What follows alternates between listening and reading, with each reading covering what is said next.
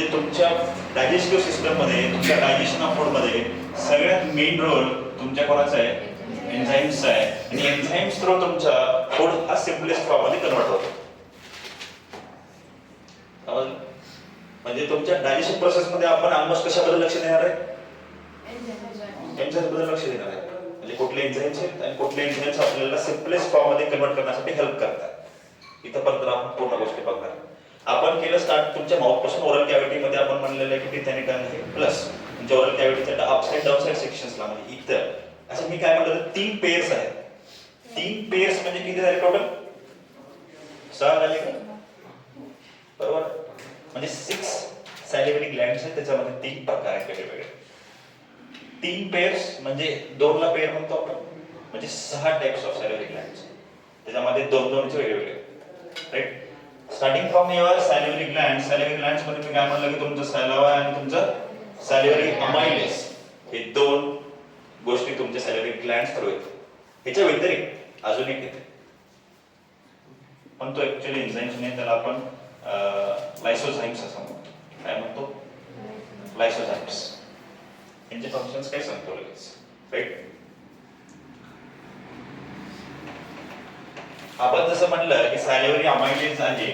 आता मेन आता फंक्शन कोणाचं आहे? सॅलिव्हरी अमायलेज बोलतो आपण. काय आता इथं एन्झाईम्स बद्दल बोलणं आपलं आहे. एन्झाईमसाठी बोलण्यासाठी आपल्याला सॅलिव्हरी अमायलेज बद्दल बोलायचं आहे. सॅलिव्हरी अमायलेज असं एक गोष्ट आहे ज्यानुसार तुमचं कार्बोहायड्रेट डायजेशन होतं. काय होतं? कार्बोहायड्रेटचं डायजेशन इथून सुरू झालेलं आहे. आपण म्हणले होते कार्बोहायड्रेट, प्रोटीन्स आणि फॅट्स. आता आपण ओरल कॅव्हिटी मध्ये आहे आणि सगळ्यात पहिला डायजेशन प्रोसेस सुरू झालेला आहे. आणि सगळ्यात पहिली डायजेशनला कोण जाते पुढे? कार्बोहायड्रेट्स. कार्बोहायड्रेट्स मध्ये गेले स्टार्टिंगला डायजेशन होण्यासाठी. ह्याच्यामध्ये कार्बोहायड्रेट मध्ये स्टार्च असतो, जे तुमच्या फूड मध्ये असतो.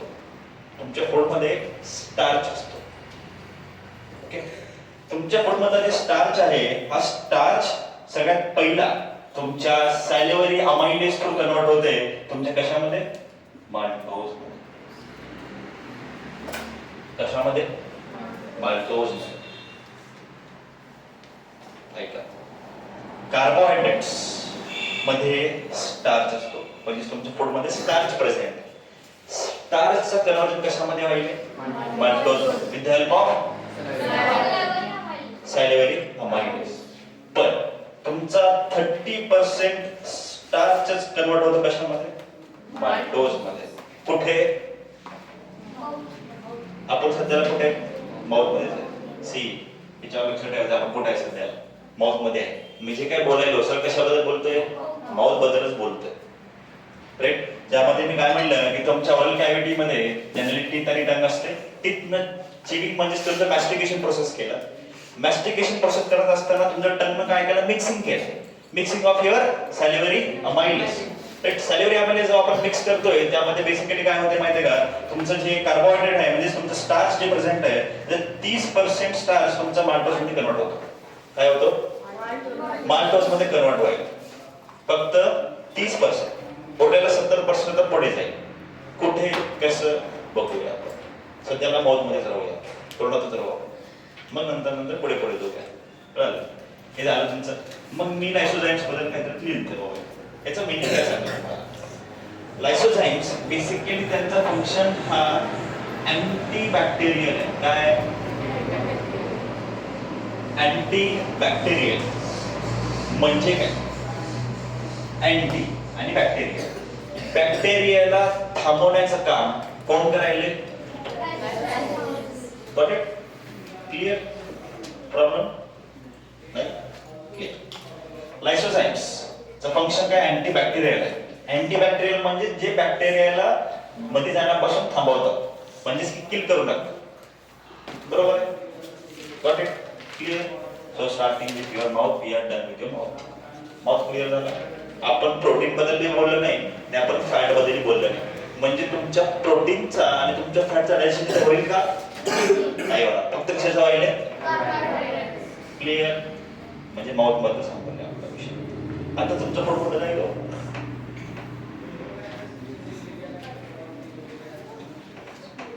डायरेक्टली फूड पाईप मध्ये जाईल का?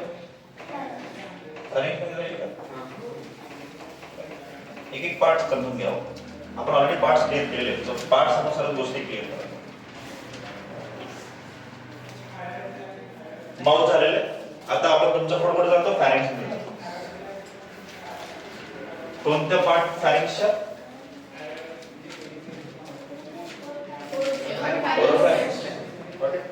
आता नेक्स्ट फॅरिंग्स नंतर तुमचा आता पुढे कुठे जातो?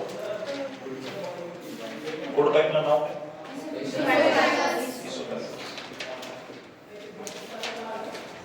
इथं काय होत नाही, काय होत पुढचं हे फक्त पाथवेज आहे, म्हणजे इथून चाललेलं प्रोसेस आहे. राईट. अजून एक गोष्ट मी काय म्हणलं, स्टार्टिंगला आपण माउथ मध्ये होतो. माउथ मध्ये मी काय म्हणलं, तुमचं कार्बोहायड्रेटचं डायजेशन झालेलं आहे, बरोबर. जे फूड तुमच्या माउथ मधून आता पुढे चाललंय त्याला आपण आता फूड म्हणत नाही.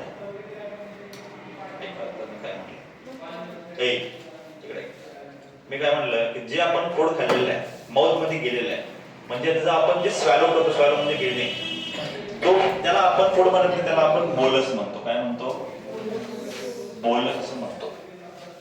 बोलस नथिंग बट बेसिकली तुमच्या सॅलिव्हरी अमायलेस न ब्रेकडाऊन केला होता तुमच्या स्टार्च ना माल्टोज मध्ये, आणि फर्दर मोर जे काही पार्ट्स आता पुढे जाणार जसं की प्रोटीन्स असतील, फॅट्स असतील, आणि 70% उरलेला तुमचा माल्टोज म्हणजे स्टार्च असेल, नॉट माल्टोज, स्टार्च.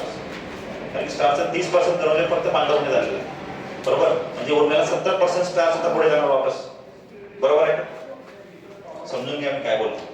थोडंसं लवकर समजत नाही या गोष्टी. 70% स्टार्च आता पुढे आलेला आहे, म्हणजे जे काही फूड तुमच्या आता पुढे आलेलं आहे त्या फूडला आपण आता काय म्हणलं? बोलस म्हणलं. म्हणजे हा बोलस मध्ये तुमचं काय काय प्रेझेंट आहे? त्यात प्रोटीन्स आहे, कार्बोहायड्रेट्स बी आहे, आणि फॅट्स बी आहे. समजलं? इथं पण म्हणजे तुमचा पुढे एकदम स्वॅलो आहे. इथं होतं, आता पण चेकिंग केली, आता एकदम खाली जाणार, म्हणजे तुमच्या फॅरिंग्स मध्ये आलं. फॅरिंग्स नंतर कुठे गेलं? इसोफॅगस मध्ये. पण इसोफॅगस मध्ये डायरेक्टली जात नाही, हे आपल्याला माहिती आहे. त्याला जाण्यासाठी एक माणूस होता. कोण होता तो?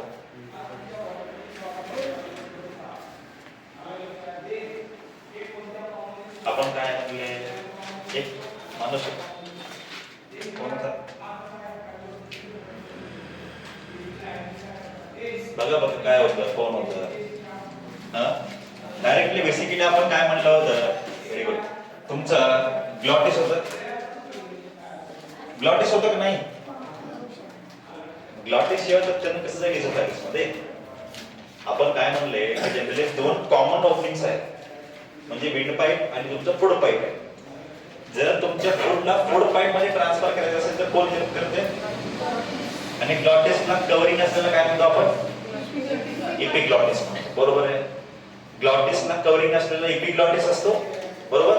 म्हणजे ग्लॉटिस जेव्हा ऍक्टिव्हेट होतो ना तेव्हा त्याला काय करते? फूडला कुठं पाठवते? एक्सोफॅगस मध्ये, राईट. ऍक्टिव्हायझर, त्याला आपण काय म्हणतो? फूड पाईप असं म्हणतो. काय म्हणतो? फूड पाईप असं म्हणतो. ओके. यांच्यामध्ये कोणती प्रोसेस होती? पेरिस्टाल्सिस प्रोसेस, बरोबर आहे का? ॲनाटॉमी क्लिअर राहिलं पाहिजे, म्हणजे तुम्हाला पटपट समजते. आता पेरिस्टाल्सिस प्रोसेस म्हणजे की तुमच्या बेसिकली कॉन्ट्रॅक्शन आणि relaxation of your oesophageal muscles. मला एक विचारायचं तुम्हाला, 2 गोष्टी असतात बॉडीमध्ये, एक व्हॉलंटरी ऍक्शन असते, एक इनव्हॉलंटरी ऍक्शन असते. व्हॉलंटरी ऍक्शन्स म्हणजे जे आपण कंट्रोल करू शकतो, इनव्हॉलंटरी म्हणजे नाही करू शकतो, बरोबर आहे.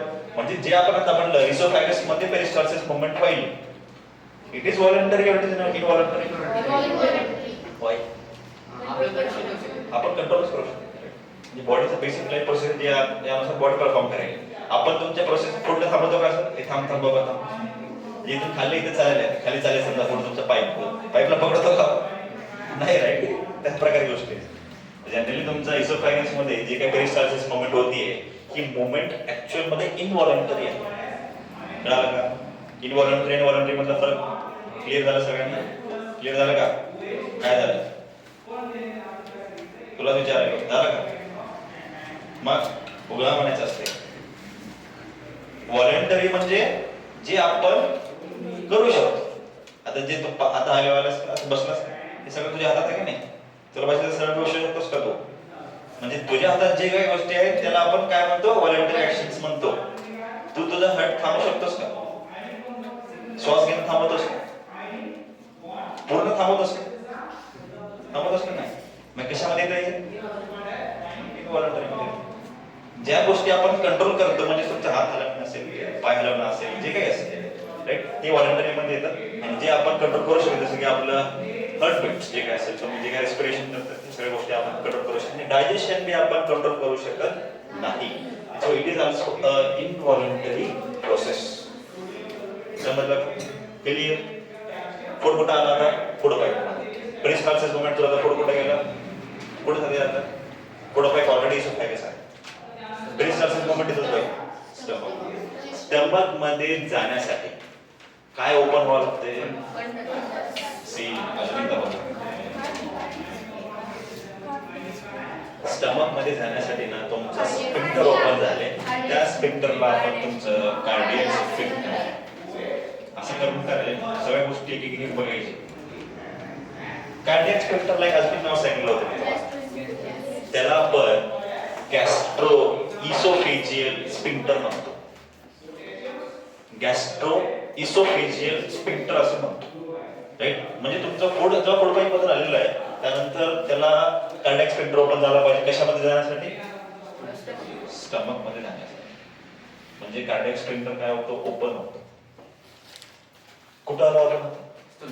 स्टमक मध्ये. कार्डियक इन द स्टमक मध्ये, म्हणजे तुमचं फूड बसण्याचं स्टमक मध्ये जे बोलस आहे आपलं, त्याला आपण बोलस म्हणतो. बरोबर? बोलस आलेलं आहे कुठं आता? स्टमक मध्ये. आता स्टमक मध्ये काय काय होते बघू आता. मजा आहे. आपण काय म्हणलं होतं की तुमच्या स्टमक मध्ये एक ऍसिड असतो, भाऊ ऍक्टिव्हेट होते. भाऊ आता झोपेतून उठतो, म्हणजे आलाय. आता काय आलाय तिथं? बोलस. आता ह्याला काय तर करावं लागेल. यासाठी ह्यानं उठणार. कोण उठणार? HCl उठणार झोपेतून. तुमच्यासारखे सगळ्या सगळ्या आले, राईट. तुमचं आता HCl काय करते बघू. काय करते? तुमच्या बॉडीमध्ये म्हणजे तुमच्या स्टमक मध्ये पेप्सिनोजेन असतो. पेप्सिनोजेन. पेप्सिनोजेन ऍक्च्युअल मध्ये इनॅक्टिव्ह आहे. पहिला पेप्सिनोजेन हा इनॅक्टिव्ह असतो. काय असतो? इनॅक्टिव्ह म्हणजे काहीच काम करत नाही, तुमच्यासारखं नुसतं झपा करत, राईट. सो आता आपल्याला काय करायचंय माहितीये का? ह्या पेप्सिनोजेनला पेप्सिन मध्ये कन्वर्ट करायचं. कशामध्ये कन्वर्ट करायचंय? पेप्सिन मध्ये कन्वर्ट करायचं. विषय काय माहितीये का? मी काय म्हणलं, स्टमक आलं, स्टमक मध्ये HCl आहे. आता फूड आलं तुमच्या स्टमक मध्ये. HCl आता काय झालं? झोपेतून उठला. आता काय करते HCl? जे तुमच्या बॉडीमध्ये ऑलरेडी म्हणजे तुमच्या स्टमक मध्ये इनॅक्टिव्ह पेप्सिनोजेन जे होता, ह्याला काय करते? HCl हा ऍक्टिव्ह फॉर्म मध्ये कन्वर्ट करून टाकते. त्याला आपण काय म्हणतो? पेप्सिन असं म्हणतो. क्लिअर? पण पेप्सिनचं काम काय? पेप्सिन तर आहे, बरोबर. पेप्सिनचं काही तर काम पाहिजे आपल्याला. बघूच कशाला उठवलं नाही. ह्यानं मस्त झोपे गेलं तर ह्याने बी झोपे गेलं, ह्याला बी उठवलंय, त्याला बी उठवलं, ह्याच्यामध्ये कन्वर्ट झालं. मग ह्याचं काय काम? ह्याचं काहीतरी काम ठेवायला पाहिजे. काम दिलं तर सगळं जागे राहील ना. काम नसेल तर पहिलं वापस कसं जाईल? पेप्सिनोजेन मध्ये जाईल. काम आहे म्हणून उठला ना. ऍक्टिव्ह कशामुळे झाला? की काहीतरी झाले, काहीतरी सुरू झाले, म्हणूनच ऍक्टिव्ह झाला. बरोबर आहे की नाही? मग जर ह्याला ऍक्टिव्ह आले तर ह्याला काहीतरी काम लावा. बरोबर आहे? काम लावायला लागेल काहीतरी. असं कसं बसून चालेल? तुम्हाला बी अभ्यास करावा लागतो की नाही? तुम्हाला बी काम करावं लागेल. त्याच प्रकारे पेप्सिनला आपण काम देऊ. काय काम देऊ सांगतो. आपलं माउथ मध्ये कार्बोहायड्रेट डायजेशन झालं होतं. म्हणजे कार्बोहायड्रेट म्हणजे समजा स्टार्च 30% काय झालं होतं? माल्टोज मध्ये कन्वर्ट झालं. बरोबर आहे? आता पेप्सिन जे आहे तुमच्या प्रोटीन्सला, कशाला? प्रोटीन्सला पेप्टाइड्स मध्ये कन्वर्ट करायला. काय करायला? प्रोटीन्सला पेप्टाइड्स मध्ये कन्वर्ट करतात. पेप्सिनचं काम कळालं का सगळ्यांना? याला उठवले तरी काहीतरी काम लावावं लागेल. हेच काम करायचं की तुमच्या प्रोटीनला डायजेशन करायचं. बरोबर आहे? क्लिअर? समजलं का नाही? कुठं होतो आपण? स्टमक मध्ये. स्टमक मध्ये कोण कोण आहे? HCl आहे, पेप्सिनोजेन आहे. पेप्सिनोजेन कन्वर्ट व्हायला पेप्सिन मध्ये.